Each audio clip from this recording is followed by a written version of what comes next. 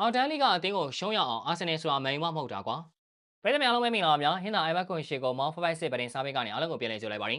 အာဆင်နယ်ကကာရာဘောင်းဖလားတရားဆင်ပွဲအဆင့်မှာလီဝမ်ကလပ်ပိုးပေးနဲ့2-0ဆိုတဲ့ရလဒ်နဲ့နိုင်ရရှိခဲ့ပါတယ်ဒီပွဲမှာအာဆင်နယ်ကအရန်ကစားမရည်နဲ့ကစားပြီးဘောလုံးပိုင်ဆိုင်မှု81ရာခိုင်နှုန်းထိအသာအသီးယူခဲ့တာကသူတို့ရဲ့အဆင့်တန်းကိုပြသလိုက်တာပဲဒါပေမဲ့ဒီပွဲရဲ့အဓိကဆက်လိုက်ကတော့မန်ယူပရိသတ်တွေပါသူတို့ကကွန်မစားရတဲ့စေပတီကိုချင်းတယ်လို့ပြောဖို့အတွက်ကိုအသင်းပြုတ်သွားခဲ့ပြီဖြစ်ပေမဲ့အာဆင်နယ်ရဲ့ပွဲကိုခိုးကြည့်နေခဲ့ကြပါတယ်ပိုဘေ့စ်ကအင်္ဂလန်အောက်တန်းလီမှာကစားနေတဲ့အသင်းဖြစ်ပြီးအာဆင်နယ်လိုပရီးမီးယားလိထိပ်သီးအသင်းနဲ့နှိုင်းယှဉ်ရင်အဆင့်ကွာဟမှုကကြီးမားပါတယ်။ဒါပေမဲ့အာဆင်နယ်ကအရန်ကစားမတွေနဲ့တောင်ကွင်းထဲမှာပိုဘေးကိုလွှမ်းမိုးပြီးဂိုးနှကုန်းနဲ့တတောက်တတနိုင်ရခဲ့ပါတယ်။အာဆင်နယ်ကပိုဘေးကိုကစားတာကလေးတွေနဲ့ဘောလုံးကစားရင်တပတ်ကူပတ်ကိုမျက်စိမှိတ်ပြီးဂိုးတွေသွင်းကလေးချုံပြီးအိမ်ပြန်လာကြသလိုပါပဲ။ပိုဘေးကစားမတွေကတော့ကွင်းထဲမှာအာဆင်နယ်ရဲ့ဘောလုံးကင်ကစားတာကိုကြည့်ရင်ဘယ်လိုလုပ်ပြီးဒီလောက်မြင်မြန်လှည့်ပတ်ကစားနေတာလဲငါတို့ခေါင်းတွေမူးနေပြီလို့တွေးနေမှာသိကြပါတယ်။ဒီနေရာမှာ Gresby Town ကိုတော့ဖင်ပြင်းအောင်ကံပြီးထွက်ခဲ့ရတဲ့မဲယူနဲ့နှိုင်းယှဉ်ကြည့်ရင်တကယ်ကိုမိုးနေပြီလို့ကြွားချလွန်လာပါတယ်။မန်ယူကဒီဟာဒီကာရာဘောင်းဖလားမှာစောစီးစီးပြုတ်ထွက်ခဲ့ရပါတယ်။ဒီအသင်းက Gresby Town လိုမျိုးအောက်တန်းကလပ်ကိုရှုံးပြီးအရှက်တဝဲတက်ခဲ့ရတာဖြစ်လို့မန်ယူပရိသတ်တွေကသူတို့အသင်းကိုတော့သူတို့အပြစ်မပြောနိုင်တော့ပဲထိုင်းမိုင်းပြီးကြည့်နေကြရပါတယ်။ဒါကြောင့်အာဆင်နယ်ကပိုဘေးလိုလီဝမ်ကလပ်ကိုလွယ်လွယ်ကူနဲ့အနိုင်ရတာကိုကြည့်ပြီးမန်ယူပရိသတ်ရဲ့စိတ်ထဲမှာနည်းနည်းတော့အောက်တီးအောက်တက်တွေဖြစ်ကုန်ပါတယ်။သူတို့ကအာဆင်နယ်ကတော့လီဝမ်ကိုနိုင်နေငါတို့ကဘာလို့ Gresby Town ကိုရှုံးရတာလဲဆိုပြီးတော့တွေးနေကြမှာသိကြပါတယ်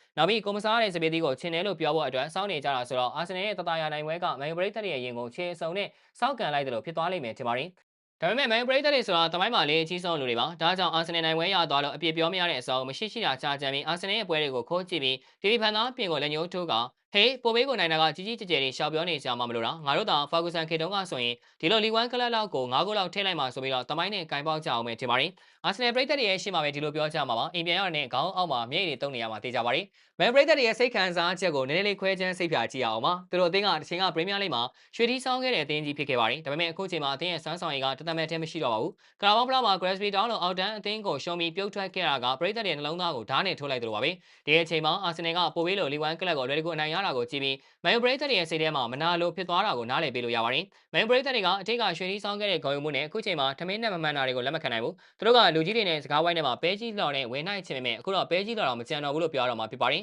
မန်ယူကတစ်ချိန်ကဆိုင်လက်ဖာဂူဆန်လက်ထက်မှာပရီးမီးယားလိဂ်ကိုလွှမ်းမိုးခဲ့တဲ့အသင်းကြီးပါဒါပေမဲ့အခုချိန်မှာတော့အသင်းရဲ့စွမ်းဆောင်ရည်ကရေလုံးမဟုတ်တော့ဘူး Gresby Town လိုမျိုးအောက်တန်းကလပ်ကိုရှုံးတာကပရိသတ်တွေရဲ့နှလုံးသားကိုကွဲသွားစေခဲ့ပါတယ်မန်ယူပရိသတ်တွေကအထိတ်ကရွှေထီးဆောင်ခဲ့တဲ့အောင်မြင်မှုတွေကိုပြန်တွေးရင်ဟောတော့ကငါတို့အာဆင်နယ်ကို2ဂိုးပြတ်နိုင်ခဲ့တာပဲလို့အိမ်မက်မက်နေကြပေမဲ့အခုတော့ Gresby Town ကိုရှုံးပြီးအိမ်မက်ထဲကနိုးလာရတာကြီးလို့မျိုးအိမ်မက်ဆိုးနဲ့ဇောချွေးပြန်နေကြမယ်ထင်ပါတယ်မန်ယူပရိသတ်တွေကသူတို့အသင်းအခုချိန်นี้အသင်းကြီးလို့ထင်နေကြပေမဲ့အခုချိန်မှာတော့အသင်းရဲ့စွမ်းဆောင်ရည်ကအောက်တန်းကလပ်တွေတောင်ရုန်းကန်နေရတဲ့အခြေအနေမှာရှိနေပါတယ်ဒါကသူတို့အတွက်လက်ခံဖို့ခက်ခဲတဲ့အမှန်တရားပါပဲဒါပေမဲ့တမိုင်းသားတွေဆိုတော့လည်းအခက်သားမဟုတ်လားမရှိရှိတာချာကြံပြီးတမိုင်းလံဖို့ပဲချောင်းနေကြလာပါပြီဒါပေမဲ့ဂေဂျီတို့ဒီခုလောက်ပြောချင်တာကအောက်တန်းလိအသင်းကိုရှုံးရအောင်အာဆင်နယ်ဆိုတာမန်ယူမဟုတ်တာကွာဆိုပြီးတော့ပဲဖြစ်ပါတယ်အဆုံးနေကြည့်ပေးခဲ့ကြတဲ့အတွက်အားလုံးကိုကျေးဇူးအထူးပဲတင်ရှိပါတယ်ခင်ဗျာ